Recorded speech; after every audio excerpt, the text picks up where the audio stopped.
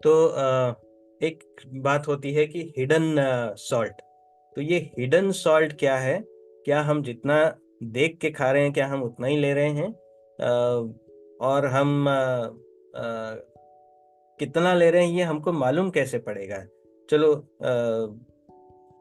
कम लेना है ये हमने सोच लिया, लेकिन हम कैसे डिसाइड करें कि हम इतना ले रहे हैं, या हमको कैसे मालूम कि हम कितना ले रहे थे? तो सबसे पहले तो ये दो सवाल एक में है, तो इनको डिवाइड करते हैं।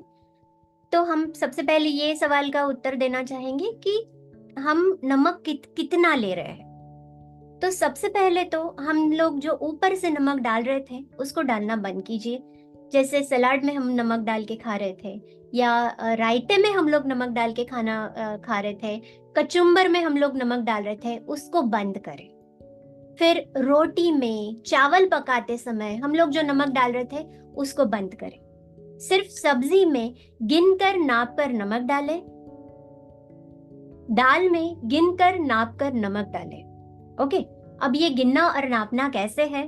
तो आपके हाथ में अंगूठा, मिडिल फिंगर बीच की उंगली, और ring, first finger, middle finger और थंब, इन तीन की चुटकी। लेडीज के फिंगर्स थोड़े से पतले होते हैं, तो इन तीन की चुटकी में अगर साइड वाला नमक हम निकाल दें तो फ्री फ्लो नमक की एक चुटकी यानी 1 ग्राम तक नमक होता है। तो आप अगर ऐसा सोचे कि डॉक्टर साहब अगर बताते हैं कि 4 ग्राम नमक खाना है, तो 4 चुटकी नमक आपको दिन भर का अलाउंस है। दिन भर में आप 4 चुटकी नमक ही खा सकते हैं ऊपर से, क्योंकि जैसे हमने अभी बताया कि बाकी सारे में जो नमक है, जो हिडन सोडियम है, वो तो आ ही रहा है। ये जो हिडन सोडियम की बात की हमने, वो तो नेचुरल हिडन सोडियम है।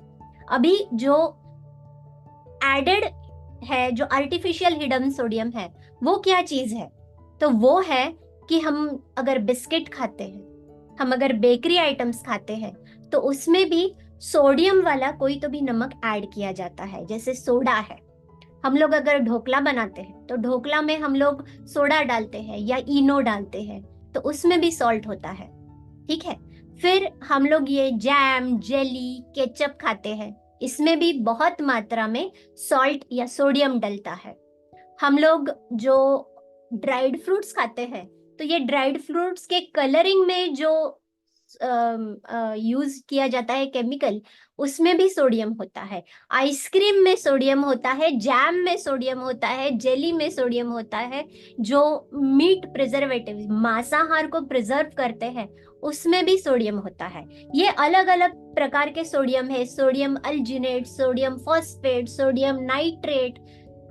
ये दिखने में भले ही हमें ना दिखे, टेस्ट में भले ही हमें सोडियम ना लगे, खारे ना लगे, लेकिन ये सारे जब हमारे शरीर के अंदर जाते हैं, तब केमिकली जब सेपरेट होते हैं तो सोडियम तो अपना काम कर ही देता है।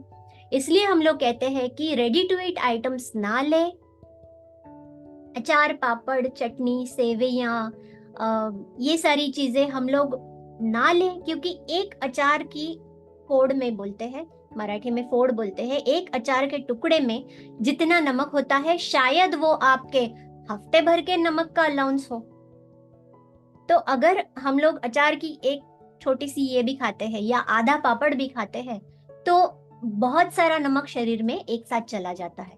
इसलिए नमक को हमें बहुत कंट्रोल में रखना जरूरी है। मैं तो हमेशा ये बोलता हूँ कि क्या आपने अचार को बनाते हुए देखा है? लेडीज तो बनाती हैं, वो उनको तो मालूम है। तो अगर आपने बनाते हुए देखा है, तो उस बनते समय अचार में जब नमक डालते हैं तो वो चम्मच से नहीं डालते हैं, वो कटोरी से डालते हैं। ठीक है? जी। तो सोचिए कि कितना सारा नमक उसमें डाला जा रहा है, और हम थोड़ा भी अचार का स्वाद लेने के लिए भी थोड़ा सा ले लेते हैं। तो जैसा मैडम ने बोला, हफ्ते भर का नमक तो भाई साहब निकल गया है उसमें। ठीक है? तो इसीलिए ये टेम्पटेशन को रोकना जरूरी है, खासकर अगर आपको सूजन है और पानी जमा हो रहा है।